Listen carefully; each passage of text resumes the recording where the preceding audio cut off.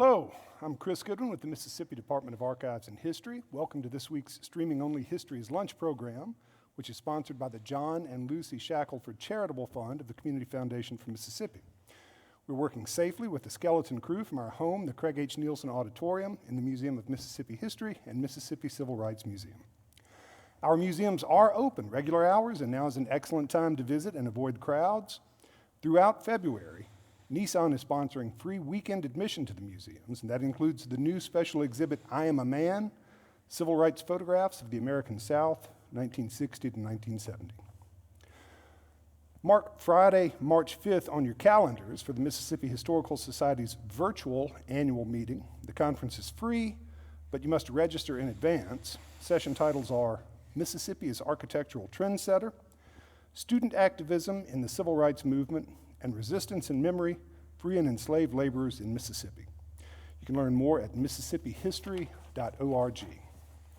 And I hope you'll join us next week for History's Lunch, when Thomas Aiello will present the Scott Newspaper Syndicate and the Black Press in Mississippi.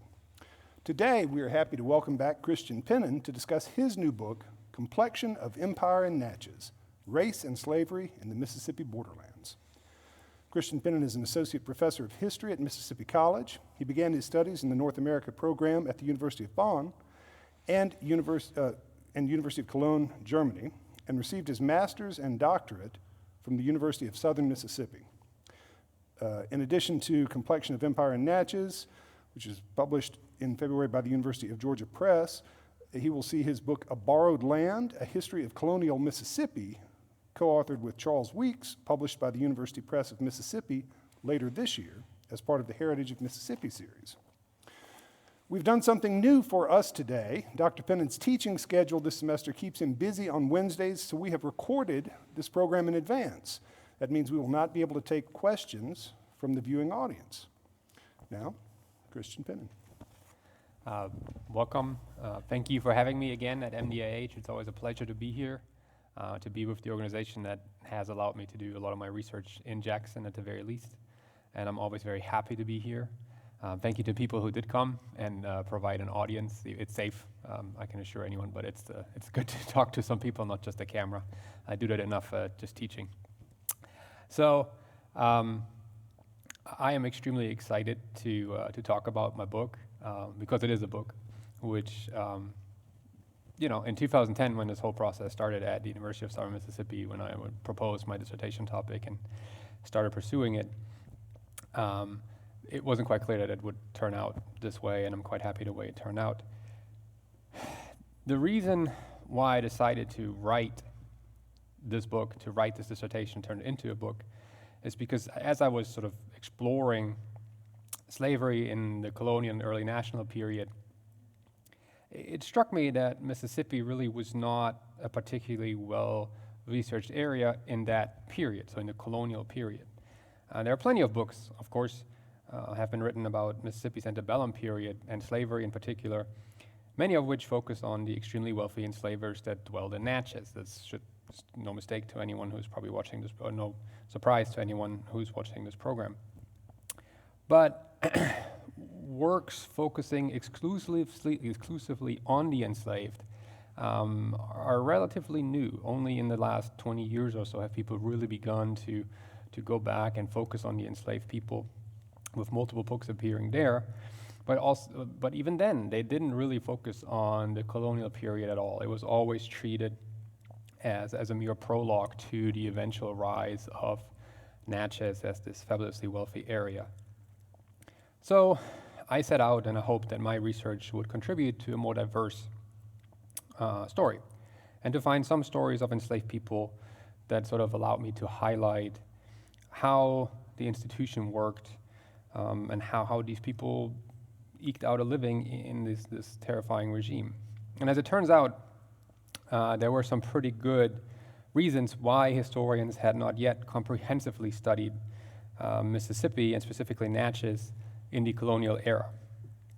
The colonial lower Mississippi Valley, so the region between St. Louis and then all the way down to New Orleans, is usually studied. There are some really good studies on the area in general, but they're usually focused on either New Orleans or maybe St. Louis, so big urban areas for the time, which give scholars just a much more fertile field to investigate in the sense of sources. You have more legal, cultural, and social source material than was simply available in Natchez. And so Natchez remained overlooked. And as I went through and went to Natchez, visited the courthouse, talked to the Historical Natchez Foundation, it turned out that there's a reason why Natchez was overlooked. MDAH, and I can only recommend going to MDAH and visit the archives. They certainly have a wealth of information. And the Adams County Courthouse, to this day, holds some of the original Spanish court records. But that's essentially it. A lot of the stuff, as I found out, is not local in Mississippi. If it still exists, a lot of things seem to have been lost over time. So I didn't start my archival research in Jackson or in Natchez. I did it in 2010. I went to Austin, Texas. I went to Baton Rouge, Louisiana. I went to Seville, Spain. I went to Washington, D.C. I really went anywhere but Mississippi, which was not what I expected. And so it turned out it worked, though. And so the result is this book. And what I've tried to do, again, is sort of carve out the stories of people that you probably have never heard of, but that were instrumental in making Natchez what it still is today, this idea of this perfect, weird antebellum sovereign town. And these people built it. They laid the foundation to it. So here's the cover of my book. I'm very happy about that. I'm very glad that it's there. And these are some of the things that I want to talk about today. The terms that you will hear, you'll hear some of them. So race and complexion, which is part of my title, is going to be important. And that's because ultimately the book is about race and slavery. And what do I mean with it? I engage the town of Natchez, which, if I may go back, right, you see Natchez under the hill and so forth. But I do engage the town, but I think I have more to say about the larger region in general. And I use Natchez as an example for emerging slave societies in the American borderlands. We still have this idea that America spreads west and sort of engulfs what we now know as America in the process. But it's a more complicated story than that. It's a much more complicated story. And so my book essentially examines slavery in the colonial South, so in a larger area, to see how it compares to other regions that we are more well known, Virginia, South Carolina, even Louisiana in the sense of New Orleans. And I'm trying to reconstruct the relationships among aspiring enslavers, Native people, the struggling colonial administrators, and African workers, as well as the links between slavery and the westward expansion of the American Republic. By placing Natchez at the focal point, this book reveals the unexplored tensions among the enslaved, the enslavers, and empires across the plantation complex. Most importantly, I think, Complexions of Empire in Natchez highlights the effect that the different conceptions of race and racial complexions had on the establishment of plantations, and how competing ideas about race strongly influenced the governance of plantation colonies. The location of the Natchez District enables a unique study of British, Spanish, and American legal systems, even some French legal systems, and how the enslaved and Native people navigated them, and the consequences of imperial shifts in a small liminal space. These differing and competing conceptions of race and complexion in the lower Mississippi Valley strongly influenced the governance of plantation colonies and the hierarchies of race in colonial Natchez. Complexions of Empire in Natchez thus broadens the historical discourse on slavery's development by including the lower Mississippi Valley as a site of inquiry. And I do that, at least I try to do that, by really investigating what is going on and trying to read between the lines when empires shift. And that's why I'm really looking at these liminal periods, these periods of transition, when the French leave and the British come in, when the British leave and the Spanish come in, when the Spanish leave and the Americans come in. what happens at that point to the people. Because every time there's this transition, there's a change in power, new laws take place. But laws, as we experience every day in our modern society, right, laws need to be given meaning. They need to be imbued with power by people. People need to act on these laws or try and countermand certain laws. And that happens now, it happens then. And so the enslaved people notice and they start to act on their own, and that makes it interesting. And then they begin to challenge a lot of notions for everyone involved. So let me begin at the beginning. I begin at the beginning in the book too, I think, with the French, who settled the area with the intention of building it into a plantation society in the 17 teens. The first enslaved Africans also arrived under French flags, and they were sent upriver from New Orleans to establish tobacco fields in the area of where the Natchez people lived. We don't know much about these Atlantic Africans. We know we have a few nuggets, and I'm going to point some of these nuggets out. The rest is in the book. What we do know from the records we have is that the natives clearly understood that these enslaved Africans were essential for the French to sustain a successful colony, in particular this far north from New Orleans. And they were becoming more aware as the 17 teens ended and we reached the 1720s, that these Africans were unfree, not because they were captives, but because they were black, which is something that was alien to the Native Americans. They held captives, but they were not captive based on their complexion. They were captive because they were captured and then had become captives. And so we can see this play out in real life or in the historical record when immediately before an incident in which the Natchez assaulted a small number of enslaved Africans, and I quote you from a report, savages were talking to the Negroes who had stopped to eat, end quote. Possibly, I think, trying to entice them to leave their enslavers, right? So there's a negotiation going on. What are you going to do? Are you going to stick with the people that hold you in captivity, or are you willing to do something here to come alongside us? The Africans seem to have made a choice because the negotiations seem to have failed, and when that happened, and I quote again, about 4 savages fired on 6 Negroes who had been cutting wood, end quote. One of which, Bugu, died from his wounds. So there's the name of one of these enslaved people. He's really the only enslaved person that I could identify by name because he presented a loss, right? He was killed.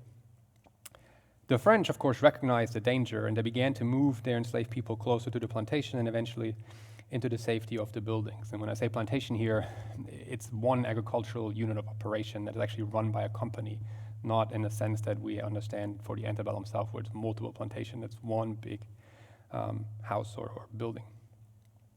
The French enslavers sheltered their investment and shielded the enslaved from further attacks, probably hoping this would remain an isolated incident. There's another black person that appears in the records around roughly the same time, whose name doesn't survive, and I think it's on purpose. This man openly challenged French activities in the region by marrying into the Natchez elite lineage and becoming a war leader.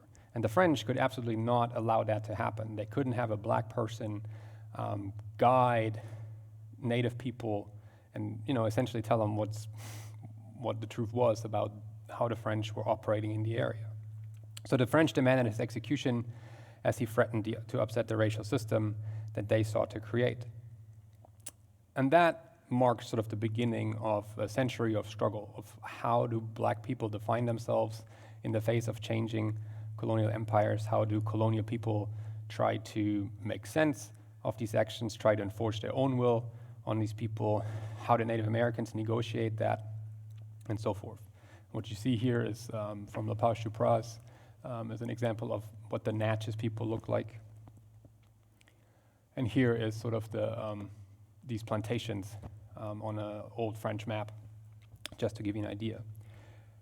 So this happened in the early 1720s, and as time went on, there's a definite change in the relationship between these 3 people.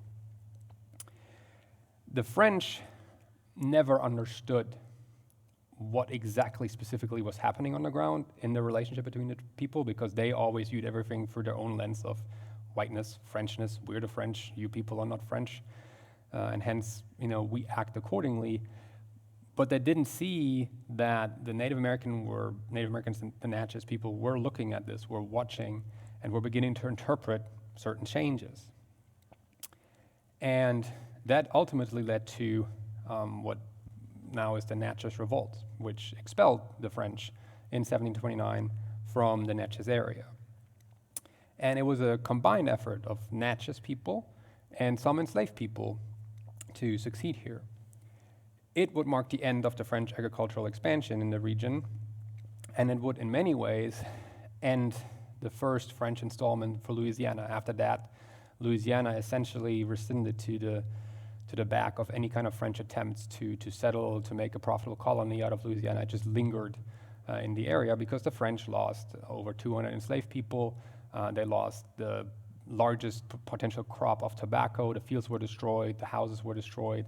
So it's just a huge loss of investment, and the French after that just didn't want to stomach it anymore. They were focusing on sugar in the Caribbean, and so that's kind of the end of that.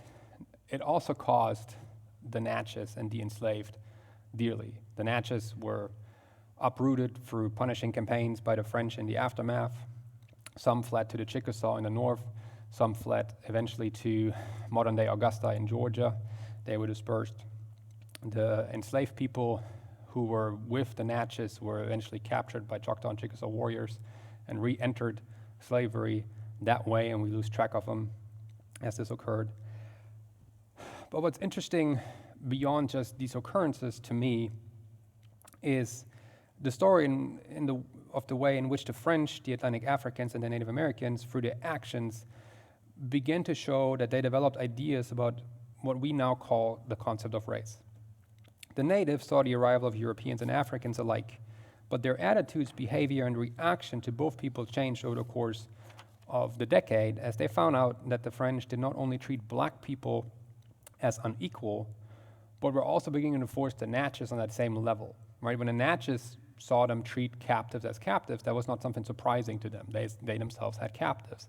When they realized that these were captives based on their skin color, that changed something. And then when they saw that the French used the same language, the same treatments, the same punishments against them as well, then they began to understand that something else was happening here. And then they retaliated. So complexion and race really mattered very early on in the history of what will become Mississippi. And again, as I explained before, the French seemed incapable of really understanding that, of seeing that through their treatment, they really welded these people together. This becomes evident when people look, which I hope to do successfully in my book, you look at the Côte Noire, which came from the Caribbean to Louisiana in 1724, was altered in Louisiana to fit the realities of Louisiana a little bit, and then after 1724, the French began to enforce it. That's when you see these changes really happening. And again, French laws, English laws, Spanish laws, American laws, they're crafted when it comes to slavery to reinforce social attitudes about complexion, right? This is what blackness means to the laws, and here's how we legislate that. But it remains equally important to explain how the people meant to be controlled by these laws reacted to them and forced their own interpretation on the colonizers. And enslaved people at any point in time across the modern or across the Western Hemisphere pushed back. They tried to push back. And so you could liken, it's not a super great comparison, but you could liken these laws to a brick wall, right? European enslavers want to put up this brick wall, enslave people over here, white people over there, and then we're separating you through this wall.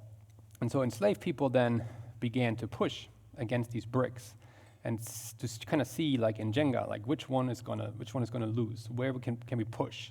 Where can we exert some influence? And every time they did that, they pushed.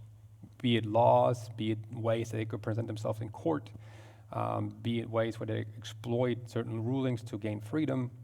They tried and tried successfully. And of course, the enslavers tried to prevent that, but it's a constant back and forth. It's much more involved than we like to think when we think about slavery. And this continues. It starts with the French, but it continues on forward in time. And so after the Treaty of Paris in 1763, Great Britain takes control of Natchez. Once again, we see an attempt to settle the region, which the French had sort of abandoned.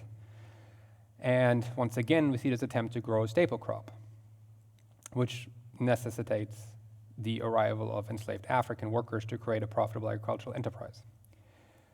And settlers came from really anywhere in northern America to sort of try their luck in Natchez.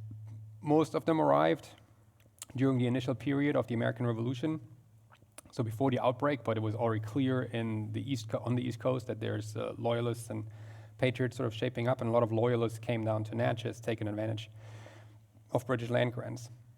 So we have people from Massachusetts, New Jersey, Virginia, South Carolina, all coming to Natchez.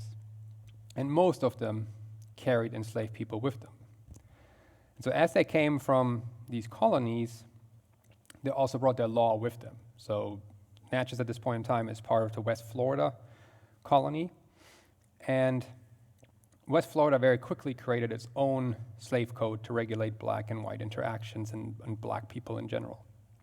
It's about 4 decades, comes about 4 decades after the French Cotton War, and the English laws were much more aggressive in their definitions of race, and they relied on about a century or so of laws that punished blackness with perpetual slavery, coming from the Caribbean, from Virginia, and other areas in the Americas. And this once again is evident in the stories of African people in Natchez.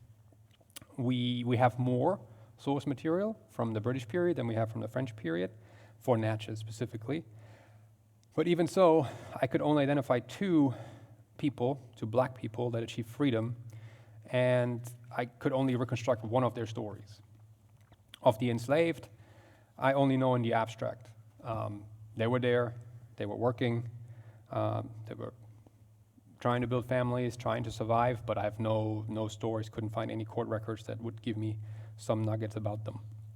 The 2 free people, however, are a testament to black resilience in the face of white supremacy, and their stories deserve retelling if I can find them. One of the people, a man, just shows up in a report, just saying there's a man and there's a woman, and that's it.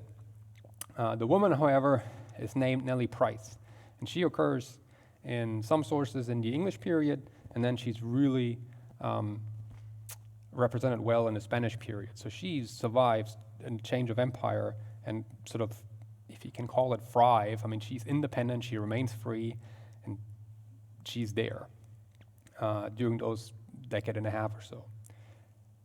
She lived a hard but resilient life on the periphery of the region's white society, and she made enough of an impression on a guy named John Fitzpatrick, people know him as the Merchant of Manchac, to appear multiple times in his diaries, precisely because she was black, but challenged Fitzpatrick's whiteness and his assumed supremacy over her actions. He's really angry that she is standing up to him and saying, like, you owe me money, give me my money. And he's trying to chase her. She's actually fighting him physically. I mean, she is, standing up for what she believes was rightfully hers.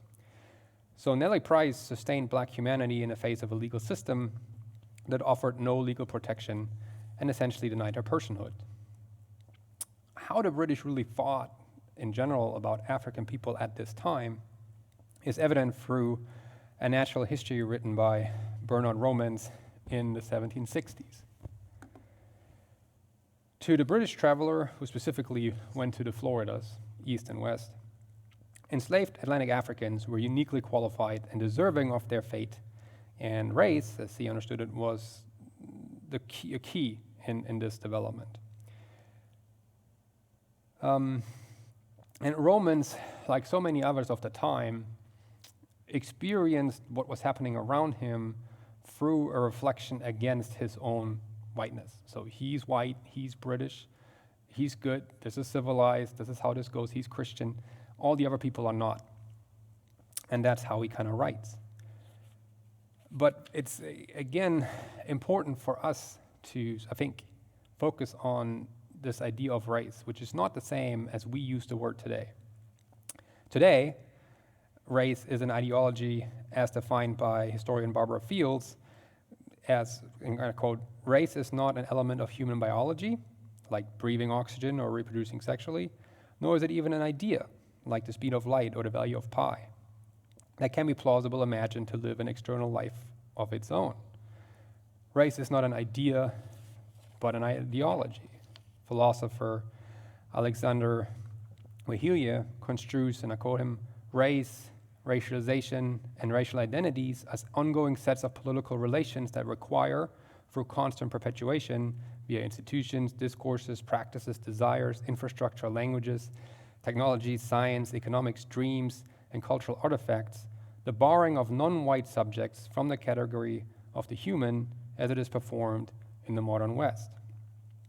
And that's exactly what's going on back in the day, right? They're taking this idea of Britishness and whiteness, and then they're turning everything else that's not that into a negative and into something that means unfree. But again, it's really important to think about this concept of race today. It's completely artificial, but we imbue it with meaning every day in our actions, and that's highly problematic. But if it's problematic today, it was really problematic historically. And Roman's travelogue, which is available, I think, in Google Books, you can go look at it, levels a host of perceived savage properties against both Native Americans and Atlantic Africans, and they're very similar in the way that he uses tropes of the time. To him, for example, and I quote, "The women suffer no more by childbirth than any other savage woman," which include, Native Americans, Africans together. They retire into a place of solitude at the time, and after delivery return to their daily labor, end quote. And this trope about women and the process of giving birth is old, is a century old at this point in time. It's really aggressively observed by travelers to Africa without any evidence, but it survives in this travelogue literature into the 18th century, into the 19th century. While he readily admits that one woman, in fact, died in childbirth during his stay at one of the Native American villages, just a few dwellings from his own, the common trope of the savage woman remains. He doesn't alter it in any kind of way.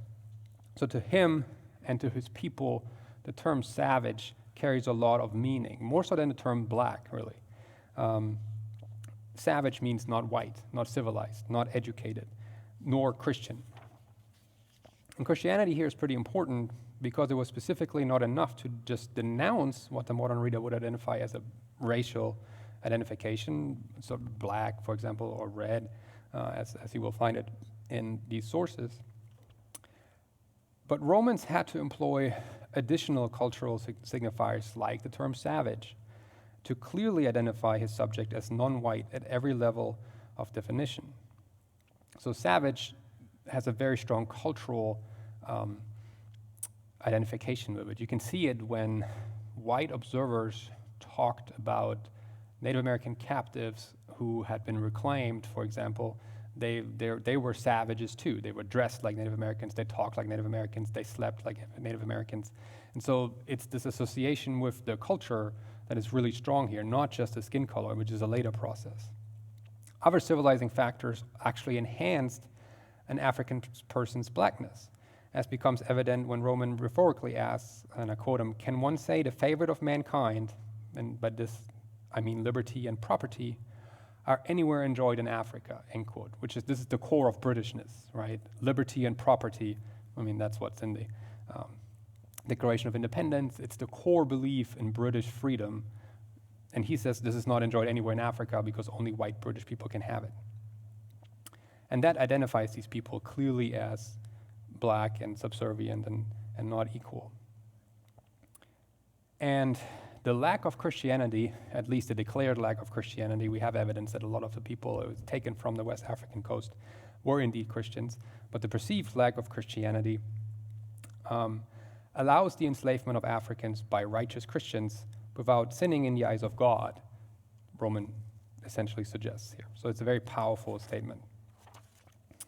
So just again to sum up, a lack of English language, dress, religion, education, all created a composite of non-whiteness. And British laws reflect on that, right? They're very clear on what that means for these people. So Atlantic Africans, enslaved or free, had no standing in court, just none. They could be assailed by white people at any time. Their blackness marked them as enslaved first. And then these people had to prove their freedom without the legal right to actually defend themselves if they were assaulted. So if you were traveling and a white person wants to pick you up, there's nothing you can actually do to resist that in any kind of way because of the way you're perceived. While these attitudes prevailed under the British and obviously would become the basis of American laws on slavery, and the American Revolution did bring many changes to Natchez. One of which was that, here's the map again just to give you an idea. British West Florida and British East Florida will become Spanish. And enslaved people played a significant role in that struggle between the English and the Spanish in the lower Mississippi Valley, which is part of the larger American struggle for independence.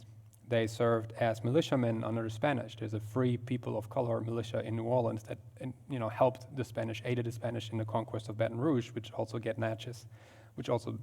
led to the conquest of Natchez. They aided in the movement of troops and goods throughout the area, and they built the fortifications for both empires. Well, when the Spanish arrived in Natchez in 1778, they also began to introduce a new legal system that certainly recognized and protected the institution of slavery, but the mortar of my imaginary wall was a lot more brittle in that area. So there's a lot more ways to push for enslaved people than under the previous British laws. It's not easy. I don't want anyone to kind of think that the Spanish were sort of nonchalant about their laws of slavery. They were very much, they had a very good idea that they needed enslaved people to work for them, and they protected that status for white people in terms of their ownership of black people. But there are different reasons for why the Spanish allowed black people to kind of at least attempt to make progress in courts. And there are two ways for enslaved Africans or free people of color to challenge white people. They can do it in courts, and I will talk about that in just a little bit. But there's also a way to go through the church. So while Spanish courts are important institutions, that second option is equally important. And why? In particular, it's important for women. To get to court, people literally had to get to court. You had to be able to leave wherever you are to go, in this case, to Natchez, where the local court was, which, if you're an enslaved person, is quite problematic. Right? So some people were able to do it on market days or through other tactics, but most people probably would not. So women used other tactics. They used the Catholic Church. And they used the Catholic Church through things like baptism. They would try to gain a measure of legitimacy for their relationships, and most importantly, they tried to lay the groundwork for future liberty for their offspring. And the fascinating thing to me is that it appears that the English people who were still settlers in Natchez when this shift happens to the Spanish government, they were Protestants. They had no idea about the importance of godparentage under the Catholic Church. The enslaved people figured this out really quickly. So there was white people weren't disinterested in trying to stop them. They didn't really care that they went to the Catholic Church to have the children baptized.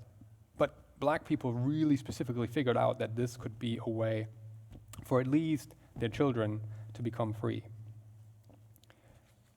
And it reflects on this change between the British and the Spanish, because in Britain, blackness means enslaved and whiteness means free. It's a dualistic world to a degree. There's some gray areas, but it's largely very dualistic. In the Spanish world, it's not so much, because under Anglo-American law, children are either legitimate or they're not legitimate. In the Spanish law, there's a gradient, and that makes it interesting. The Spanish system recognizes hijos naturales, natural children, children born out of wedlock, but acknowledged by their white father as a specific subcategory. So you don't have to be married to the woman in front of the church, but children are then legally, through church law, recognized by their fathers. And that means they're not really seen as, in the American context or the English context, as bastards. They have a legitimate claim to property if the father dies. And it doesn't matter if you're baptized in the Catholic Church what skin color you have. By establishing that precedent, you could lay claim to certain things. So that makes it especially important for the enslaved partners in relationships between free and enslaved parents, because that connection gives legitimacy to your children. Enslaved mothers, for example, were given the right to take care of their children, enslaved or free, until age 3. So rather than facing a threat of sale or any kind of other separations, enslavers had to contain with this right.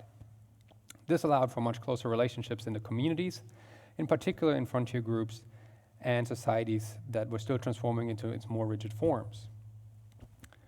Let's see. There we go. This is actually at MDAH. You can go look at it. The baptisms and the corresponding legal ramifications must have been confusing for white Anglo enslavers, but it presented these enormous opportunities for Atlantic Africans.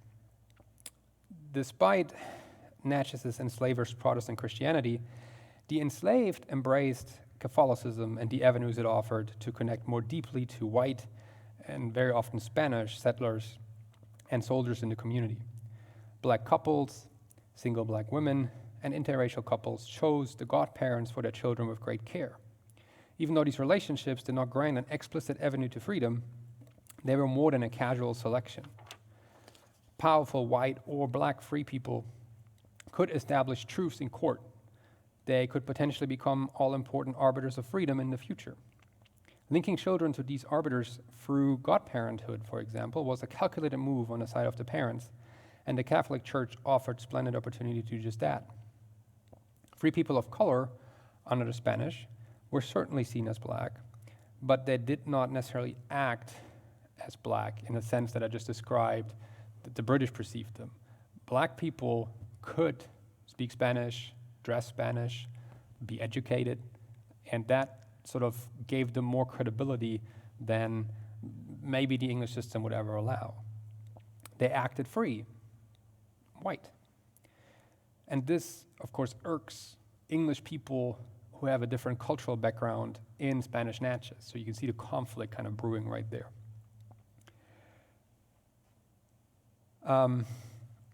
So slaves really looked for these connections for baptism. Historians call that fictive kinship.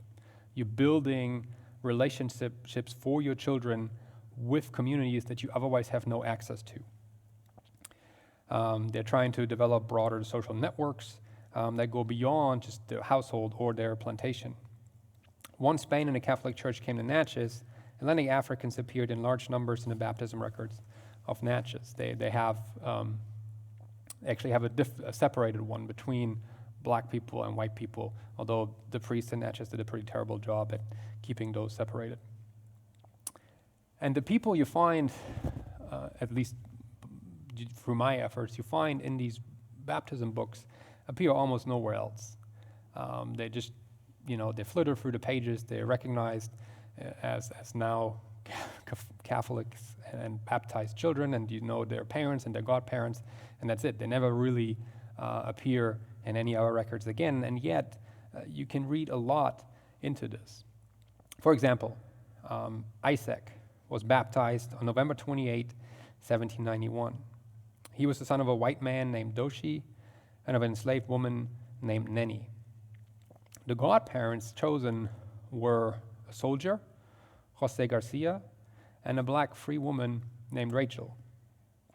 Because the priest noted that Nenny was enslaved, I'm fairly certain that Rachel was free because there was no notation of her being enslaved there. So right away, we see these strategies that you have. The free Spanish soldier as a white person likely because there would be no Anglo-American person willing to do this. And then you had the free woman of color as the godmother. And so a lot of things are going on here.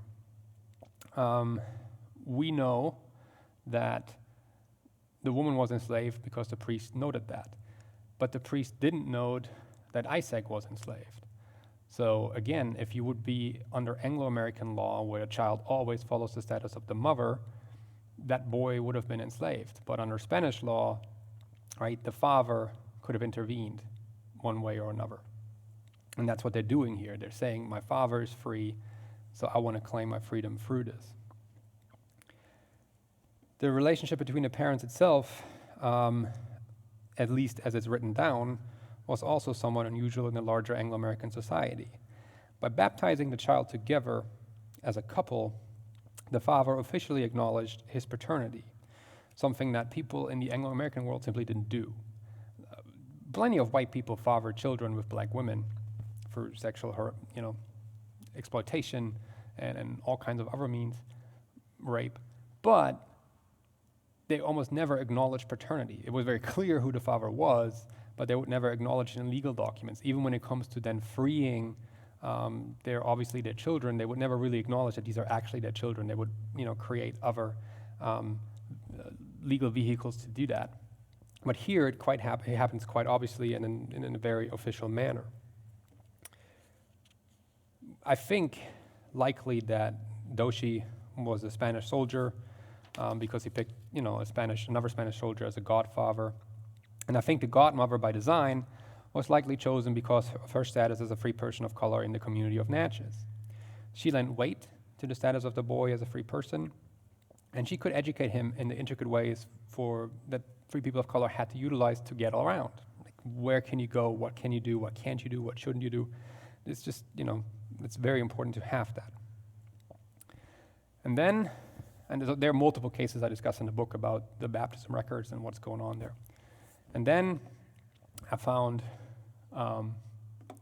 this person, and I didn't find her in Jackson. I found her in Texas at the University of Texas in Austin. Amy Lewis has sort of been with me since 2010. And her story I was able to construct most completely as far as the reconstruction of an enslaved person's life goes in the Natchez area. And she just embodies the fight and the willingness to challenge white society, again, like no one else in that amount of sources that I have. And I found her because I found this challenge in 1797 to the governor of Natchez, Manuel Galloso de Lemos. Her owner had died a couple of years ago, and in his will, as it turns out, he had freed her and what appears to be their son. But the owner's sister, who was an Anglo-American settler, contested the will and attempted to re-enslave both Amy Lewis and her son Henry. Defending her freedom, Lewis in this letter begged Galloso to take her and her case with him to his new post in New Orleans. Lewis implored that she saw, and I quote, "no prospect of a speedy determination, and the pangs of suspense being more terrible to her than the most dreadful certainty, she begs your excellency to grant her permission to remove her suit to the tribunal at New Orleans, where a more speedy decision may in all probability take place."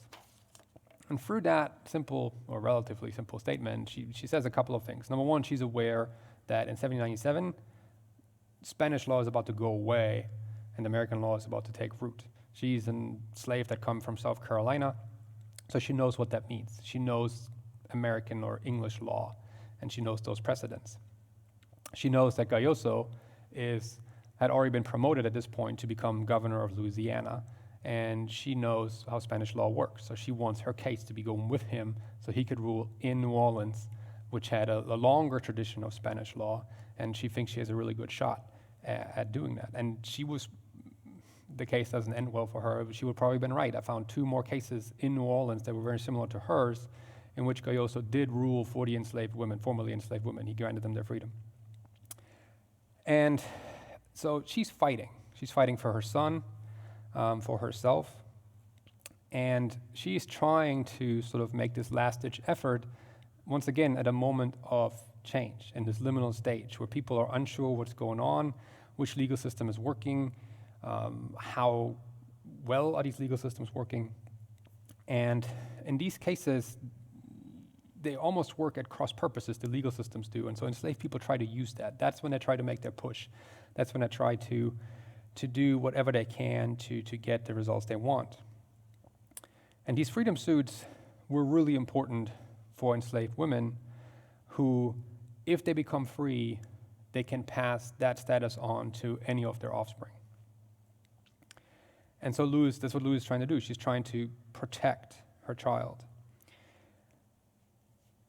But again, the Anglo-American relatives of her former enslaver, there's no way for me to pinpoint exactly what the relationship should look like, and these are clearly very different power dynamics. So we have to be careful in assuming that this was a voluntary relationship, but still, that there was a kind of relationship. They're trying to get her re-enslaved starting in 1793, but there are multiple examples where Louise evades that. She gets a lawyer, she musters a full legal defense of what's going on, but then in 1798, none of that would actually have been granted to her anymore, because under American law, she's not necessarily seen as free. And, the case is in the book, the whole thing. And she was right in her fear, because in 1798, she was re-enslaved and sold at auction. Her son, however, was freed, which seems, like she had some success, but again, he's under 10 years old in a town that barely deserves the name and doesn't have a lot of free people of color, 180 or so, and what is a 10-year-old going to do? And they disappear from the courts, from the records. I don't find any of them anymore going forward. And this sort of highlights that very drastic change from Spanish law to Anglo-American, in this case, U.S. law then. Spanish courts are gone. Those courts had granted more access to African Americans or Atlantic Africans, I should say, rather. In that period of about 17 years or so, that the Spanish had full legal power in Natchez. We see a jump from 2 people I found under the British to about 180 I found in the first American census of the region. So there's an enormous change. But then that goes away, because when the Americans arrive, we see a reversal, maybe even more aggressively so, to the British codes that were there before 1778, in which whiteness means free and blackness means enslaved. So there's that. There's another case I'm going to talk about now that sort of identifies this even more clearly. And this time, it's Clarinda. So when the region around Natchez becomes a territory, we get new laws. These are federal laws because there's no state legislature. That's all forming later on. So there are multiple law codes written. There are 2 particular ones in 1805 and 1808 that are significant for Clarinda's case. Before the Code of 1805, we actually do see a couple of people being liberated, 13 to be specific, most of them from one family, where a white family frees people or is already in a process of freeing them under Spanish law and simply continues that into the American period. And most of these emancipations are children of parents, or either parents buy the freedom of their child and then sort of try and hang on themselves, but they make their child free at first. But they all see what's coming. They see these codes being ratcheted up.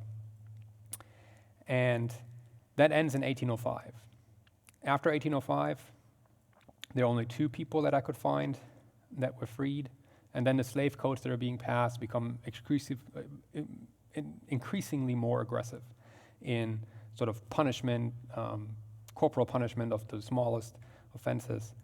and so forth. And then there's a new code passed once again in 1808. And this is the code that hits Clarinda. Clarinda was freed on June 24th, 1808, by a man named Joseph Galvan. 5 months later, Galvan took the manumission back.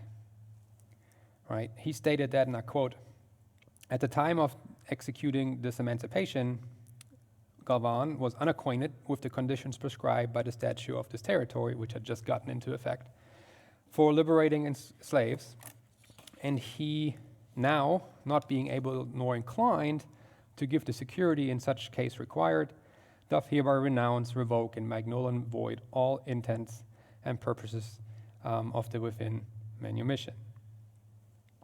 Despite his expressed, and I quote again, "consideration of the faithful services," end quote, of Clarinda, the merit of her service was not sufficient to validate the price tag that came with freedom for an enslaved person after 1808. So what had happened was that the Mississippi Territory passed a law that said if you free a person, you need to pay money. You need to make a down payment so that something happens to the enslaved person if she becomes, a burden to society. We can pay for her or him with that money. And Galvan had no interest in that. He was fine just kind of setting her free, but he had no interest in pursuing anything beyond that. And so we literally see this ratcheting down of harsher and harsher law codes with this person who gained freedom and then 5 months later was re-sentenced to perpetual slavery. And that's just a really dramatic, I think, reversal of custom that we've seen in the previous years. And it doesn't mean the end or fight for enslaved people, but it does mean that they have to transition to new tactics. So under Spanish law, they were able sort of to appeal and sometimes to humanity, to their status of mothers, to their status of fathers, to the status of children in front of the church, right? So these examples I've said before. And they were essentially appealing to their humanity. They were proving that these people were human and humans, and so they should be treated as such, and that should grant them certain avenues. And that sort of kind of goes away. And while there were some people who successfully sued for their freedom later, particularly as Mississippi becomes a state, there's a marked transition, and this is not my own findings, that's another historian, but the language changes. They're no longer really talking about freedom. They're talking about contractual terms. They're talking about themselves as property. And that's a really significant change when you think about legal language. They're no longer saying that we are free, I'm a person, I deserve freedom. They're saying based on contracts that concern me, my body ought to be free, which is a very drastic difference. And it kind of shows this, this change occurring. So this is just Natchez under the hill. I threw another picture in. So these are some of these people. And to me, it's all I know about many of them. You saw them described in this presentation. They're in the book. You have a little bit more information of them in the book. And then their names matter. Their names are just as important as any of the names that you know in Natchez, that are well known in Natchez, that to this day are attached to the houses, to the wealth of these splendid. You can see the wealth. But it's the African people who did the labor, and we forget that at times. And I think that Natchez's history specifically, but Mississippi history in general, still needs to be recentered to include the stories, some of the stories in that book. Only then, I think, can we work toward an accurate history together. Because the actions these black people undertook to protect their humanity, gain their freedom, or free their descendants, deeply influenced the societies that simultaneously tried to ignore them.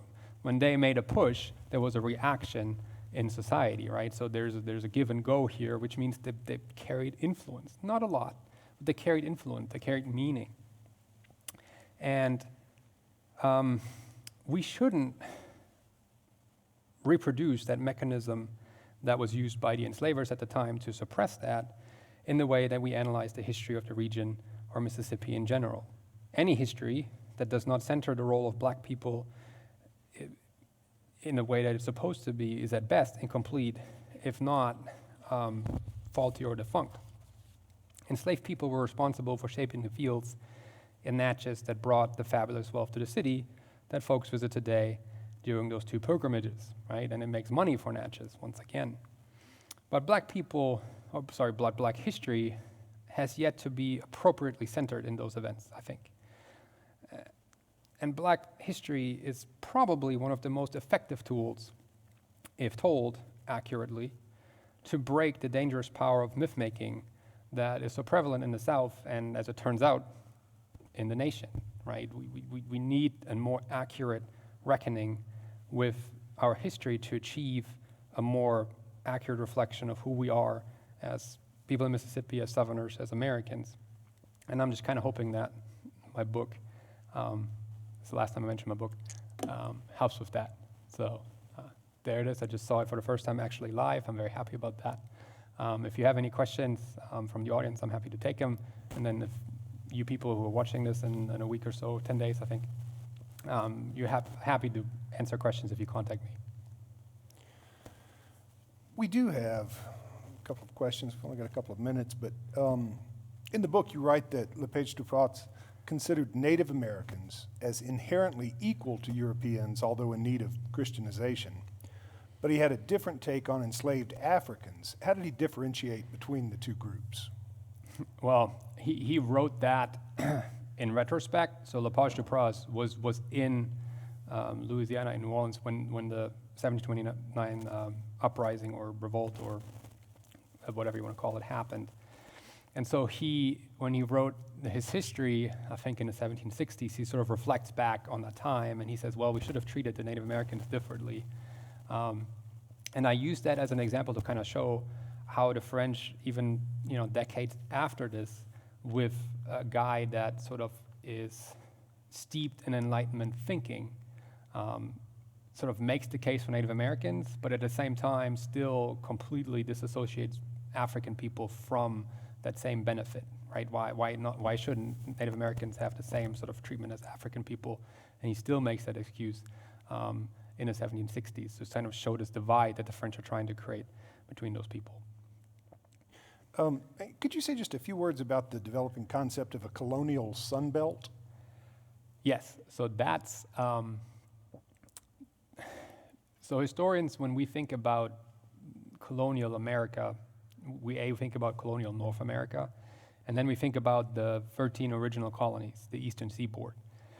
And just when I close with this idea of refocusing Black history to get a more accurate telling, historians are making the case that we should look at the Sun Belt, which reaches from colonial Virginia for sure, but then also all the way through the lower Mississippi Valley into what is modern-day Texas, New Mexico, Arizona, which also had European colonizers in the region. And if we look at that, we get away from this sort of westward push, and we complicate the histories in some good ways. We talk more about captivity, how it was very standard for this period, right? Then American freedom becomes, these ideas of white liberty become an exception because they're really contrasted with a lot of captivity, with a lot of upheaval caused by Europeans. We end up with a much more